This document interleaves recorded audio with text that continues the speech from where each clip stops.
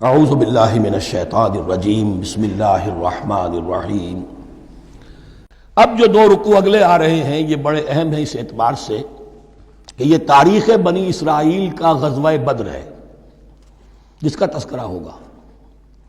میں ایک بات آپ کو بنی اسرائیل کی تاریخ کی بتا چکا ہوں کہ جب حضرت موسیٰ کے انتقال کے بعد یوشع ابن نون کی سرکردگی میں انہوں نے جہاد کیا، قتال کیا تو فلسطین فتح ہو گیا،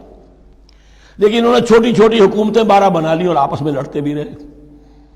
لیکن 300 برس کے بعد پھر صورتحال پیدا ہوئی، وہ واقعہ ہوگا جو اب سامنے آ رہا ہے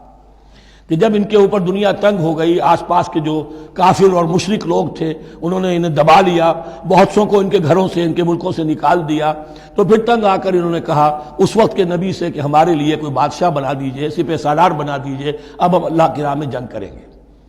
تو وہ جو جنگ ہوئی ہے طالوت اور جالوت کی، اس جنگ کے بعد سے خلافت راشدہ شروع ہوئی ہے دور بنی اسرائیل کی۔ گویا کہ خلافت راشدہ دور بنی اسرائیل کی 300 برس بعد آئی ہے ان کے رسول کے انتقال کے، جبکہ خلافت راشدہ اس امت مسلمہ کی متصل ہے رسول اللہ صلی اللہ علیہ وسلم کے زمانے کے ساتھ، اس لیے کہ صحابہ نے جانیں دیں، خون دیا، قربانیاں دیں، اور اس کے نتیجے میں حضور کی زندگی ہی میں دین غالب ہو گیا، اسلامی ریاست قائم ہو گئی۔ تو ظاہر بات ہے اس کے بعد آپ کے انتقال کے بعد خلافت کا دور شروع ہو گیا، لیکن وہاں یہ سارے سال 300 برس گزرے ہیں، اس کے بعد ان کا دور خلافت آیا ہے، اور اس میں بھی 3 خلافتیں ہیں کہ جو متفق علیہ ہیں۔ ویسے وہاں تو وہ نبوتیں ہیں، طالوت علیہ السلام، داؤد علیہ السلام اور سلیمان علیہ السلام۔ چوتھی خلافت پر آ کر تقسیم ہو گئی ہے، جیسے حضرت علی کے زمانے میں چوتھی خلافت میں عالم اسلام جو ہے دارالاسلام منقسم ہو گیا کہ مصر اور شام نے حضرت علی کی خلافت کو تسلیم نہیں کیا۔ اسی طرح حضرت سلیمان کے 2 بیٹوں میں پھر ان کی مملکت تقسیم ہو گئی، ایک اسرائیل اور ایک یہودیہ، یہ 2 ریاستیں وجود میں آئی، یہودی۔ بہرحال یہ جو واقعہ تھا کہ جس کے بعد خلافت راشدہ شروع ہو رہی ہے، اسلام کا غلبہ شروع ہو رہا ہے حضرت موسیٰ کی تاریخ میں، وہ ہے طالوت اور جالوت کی جنگ۔ اس کے لیے اب یہاں پر تذکرہ ہو رہا ہے، اور یہ بھی ایک آئینہ دکھایا جا رہا ہے صحابہ کرام کو، اب یہی مرحلہ تمہیں درپیش ہے۔ غزوہ بدر آیا چاہتا ہے، آئینہ،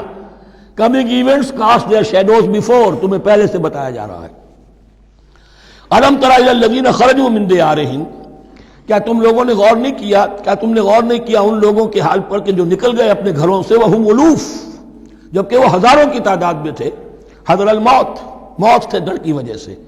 یعنی جب کفار اور مشرکین نے غلبہ کر لیا ان پر اور بہت سے ملکوں سے یہ بھاگے اپنے ملک چھوڑ کر،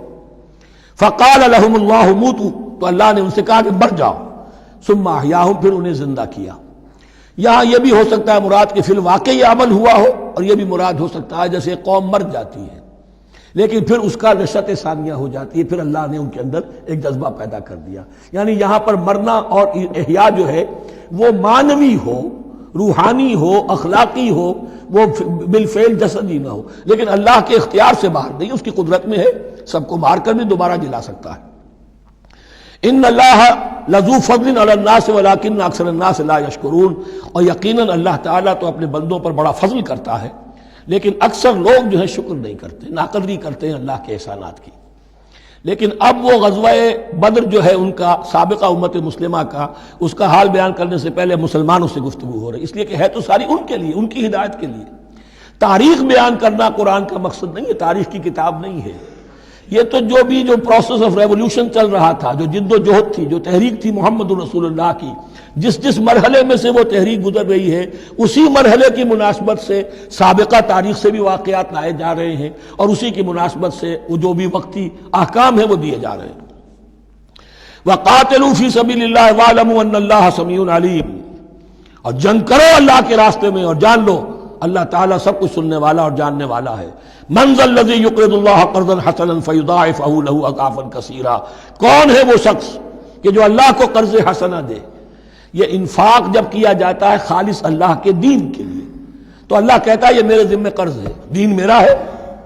تم میرے دین کو غالب کرنا چاہتے ہو، میری حکومت قائم کرنا چاہتے ہو، تو جو کچھ اس میں خرچ کرو گے وہ مجھ پر قرض ہے، قرض حسنہ ہے۔